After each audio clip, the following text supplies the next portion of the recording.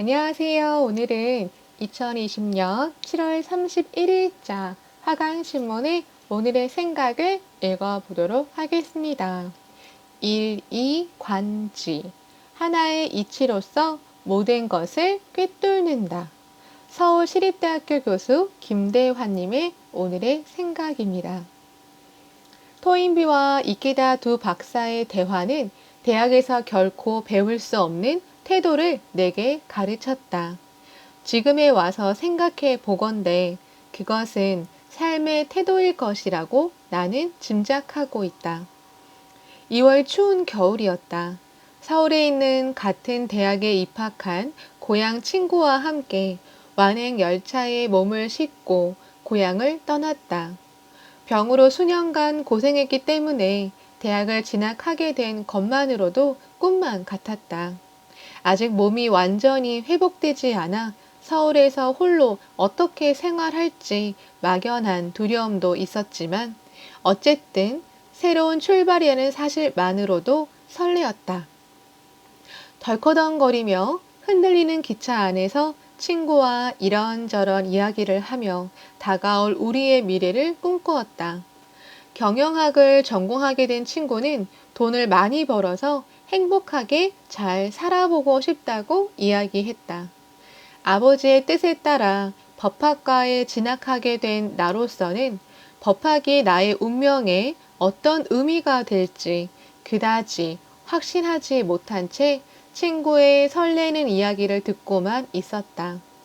몸이 아파 친구들보다 한 해 늦게 대학에 진학하게 된 나로서는 세상은 뜻대로 되는 것만은 아니라는 것을 잘 알고 있었다. 어떤 생각지도 못한 일들이 우리 앞에 들이닥칠 때, 우리 앞에 들이닥칠지 어떻게 알 수 있단 말인가. 치료하는 그 몇 년 동안 나는 수없이 아픈 사람들을 봐왔다. 걸음을 걷지 못하고 다리가 몸에 달라붙은 사람, 심장 판막증으로 죽음을 앞둔 또래의 친구, 소혀처럼 혀가 부풀어 올라 말을 할 수 없는 아주머니 등 세상에는 각자의 얼굴 생김새만큼이나 다양한 병이 있었다. 원하는 미래를 만들어 간다고 상상하는 것 자체가 내게는 부질없는 것일 수 있었다. 태백산맥 줄기를 넘어 깊은 산속을 밤새 달려온 완행열차 안에서 우리는 잠 한숨 자지 않고 앞으로 펼쳐질 미래를 생각하며 뜬 눈으로 밤을 새웠다.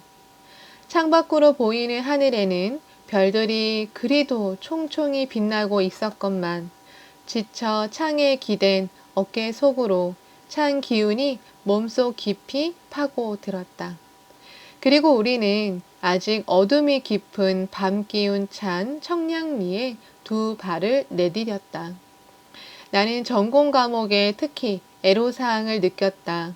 어떻게 공부해야 할지 도무지 감이 잡히지 않았다. 대학 공부라면 마땅히 깨우침이 일어나야 할 텐데 고등학교에서의 공부의 연장선에 지나지 않은 암기 공부에 실망하기도 했다. 심한 경상도 사투리를 쓰는 나로서는 활달한 서울 친구들에게 주눅이 들어 가까운 친구들을 제외하고는 친구들과 많이 어울리는 편은 아니었다. 캠퍼스에는 늘 최루탄 냄새가 진동했다. 그래서 나는 주로 하숙집에서 공부했다. 법학도라면 응당 사법시험 공부를 해야 했지만 나에게는 삶을 일관하는 깨우침이 필요했다. 한때는 마음을 다잡고 고시 전용 기숙사에 입사했다. 룸메이트 친구는 참으로 성실했다. 그는 대법관인 아버지의 뒤를 잇기 위해 법학과를 진학했다. 그 친구는 성실하게 공부했다. 별다른 의심 없이 법조인이 되기 위한 길을 묵묵히 걸어갔다. 그런 친구를 옆에서 바라보며 나는 그와 다름을 다시 한번 알게 되었다. 갑갑한 공부에 신물이 났다. 그렇다고 법학 자체를 싫어한 것은 아니었다. 다만 그 친구와 법서를 읽는 자세가 달랐다. 나는 교과서에 숨어있는 법학자의 지혜를 찾아내기 위해 책을 읽었다. 그러다 운명의 일서를 만났다. 그것이 토인비와 이키다 다이사쿠 두 박사의 21세기를 여는 대화였다. 이 책은 지금도 우리가 여전히 안고 있는 문제들에 대해 종횡무진으로 해답을 제시해 갔다. 이 책을 통해 나는 무엇을 배웠는가? 그것은 쉽게 말할 수는 없지만 36년 가까이 흐른 지금에 와서 어렴풋이나마 깨달은 것은 두 박사가 말하려는 내용보다는 문제에 대하는 두 박사의 태도였던 것 같다. 진지하게 그리고 자신의 삶과 합일하게 끊임없이 문제에 도전해 가는 정신력이라고 나로서는 말할 수 있을 것 같다. 두 박사는 무엇을 위해서 자신들의 삶을 조종한 것이 아니라 그 자체가 그들의 삶이었다. 공자의 제자 중에 자공이라는 인물이 있었다. 이름은 단목사이고 스승보다 31살 아래였다.